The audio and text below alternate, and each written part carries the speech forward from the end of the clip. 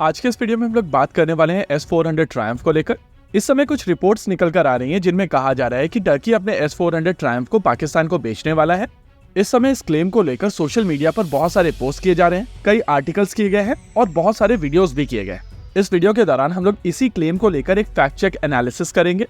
ये रिक्वेस्ट आई थी हम लोगों के व्हाट्सएप चैनल के फॉलोवर्स की तरफ से। वैसे अगर आपने हम लोगों के व्हाट्सएप चैनल को फॉलो नहीं किया है तो आपको उसका लिंक डिस्क्रिप्शन में मिल जाएगा। यहाँ पर हम लोग ऐसी इन्फॉर्मेशन शेयर करते हैं जो यूजुअली आप सोशल मीडिया के ऊपर शेयर नहीं कर सकते हैं।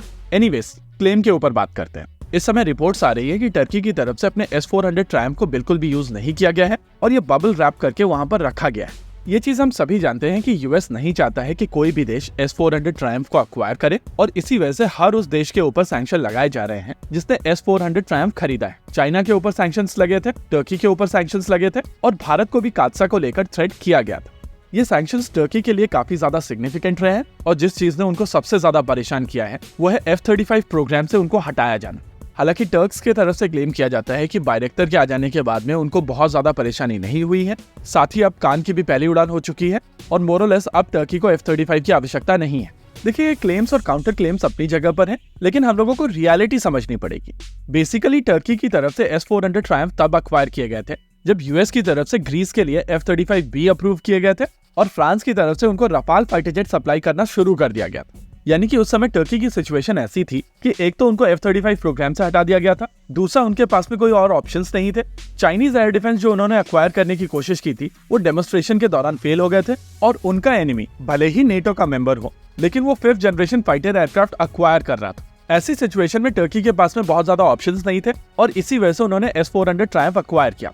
इन सभी क्लेम्स के उलट टर्की की तरफ से S-400 ट्रायम्फ को ऑपरेशनलाइज कर दिया गया था और अभी आप अपनी स्क्रीन के ऊपर टर्की के S-400 ट्रायम्फ के डिप्लॉयमेंट की फोटोग्राफ देख रहे हैं। यहाँ पर आपको S-400 के साथ साथ F-16 दिखाई देंगे और टर्किश फोर्सेस की तरफ से इनको पूरी तरीके से डिप्लॉय किया गया था। यानी कि ये जो क्लेम किए जा रहे हैं कि इनको बबल रैप करके रखा गया है वो पूरी तरीके से गलत है। इन सिस्टम्स को टर्की की तरफ से यूज किया गया है, लेकिन परेशानी ये है कि टर्की नेटो का मेंबर है और उनके सारे के सारे वेपन सिस्टम्स नेटो स्टैंडर्ड के वेपन सिस्टम्स हैं। अनफॉर्चुनेटली दो अलग अलग ओरिजिन के वेपन सिस्टम्स को इंटीग्रेट करना एक बड़ा टास्क है और इस तरीके की capabilities over the period of time he develop होती हैं। प्रैक्टिकली इस तरीके की क्षमताएं भारत, इजराइल और फ्रांस जैसे देशों के पास में मौजूद हैं, लेकिन वेस्ट में बहुत ही कम ऐसी कंपनीज हैं जो इस तरीके की कैपेबिलिटीज ऑफर कर सकती हैं। बिना इंटरनेशनल कंसल्टिंग के टर्की इस तरीके का इंटीग्रेशन नहीं कर सकता है और इसी वजह से चाह के भी टर्की इन सिस्टम्स को यूज नहीं कर पा रहा है। इसके अलावा टर्की ने अपना खुद का एक long range surface to air missile system develop किया है जिसका नाम है सीपर। इस सिस्टम के 3 वेरिएंट होने वाले हैं जिनकी रेंज होगी 100 किलोमीटर, 150 किलोमीटर और 180 किलोमीटर। 100 किलोमीटर रेंज वाला सिस्टम ऑलरेडी डेवलप किया जा चुका है, वहीं पर 150 किलोमीटर रेंज वाला सिस्टम इस समय टेस्टिंग में है। टर्की में बहुत ज्यादा लंबी टेस्टिंग नहीं की जाती है और इस हिसाब से ये सिस्टम भी बहुत जल्द इंडक्ट कर लिया जाएगा। इसके अलावा टर्की एक बहुत बड़ा कंट्री नहीं है और 150 किलोमीटर रेंज वाला सिस्टम उनके लिए काफी है। वहीं दूसरी ओर इंटीग्रेशन की परेशानियां और इंडिजिनस सॉल्यूशन की अवेलेबिलिटी S-400 ट्रायम्फ की यूटिलिटी को कम कर देता है। यानी कि इस समय टर्की के पास में 4 बैटरीज S-400 ट्रायम्फ की एक्स्ट्रा हैं जिसका वो यूज जरूर करना चाहते हैं, लेकिन कॉम्प्लेक्सिटीज बहुत ज्यादा है।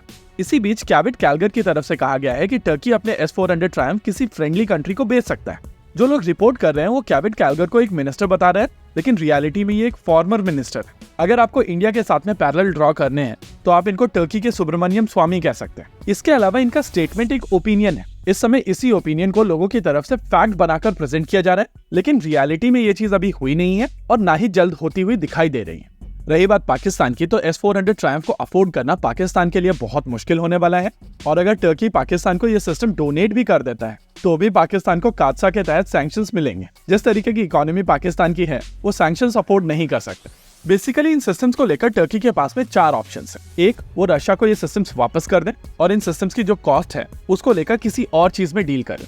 दूसरा, वो इस सिस्टम को यूक्रेन को बेच दें जिसमें उनको पैसे भी मिलेंगे और यूएस की तरफ से सैंक्शंस भी हटने के चांसेस हैं। लेकिन इन रेस्पॉन्स रशिया उनके साथ में जो चीज करने वाला है वो फिर शायद टर्की अफोर्ड नहीं कर पाएगा।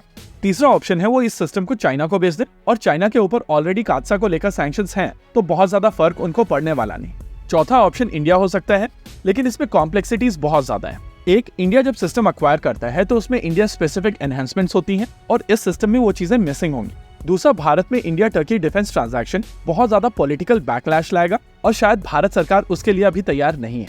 तीसरी चीज, एर्दोगान के लिए भी ये चीज पॉलिटिकली बहुत आसान नहीं होगी और इन तीनों कारणों के चलते इंडिया एज एन ऑप्शन एक बहुत मुश्किल ऑप्शन है। लेकिन सबसे इंपॉर्टेंट चीज, एंड यूजर एग्रीमेंट नाम की भी एक चीज होती है और तुर्की जिसे चाहे उसे S-400 ट्रायम्फ ऐसे ही नहीं बेच सकता है।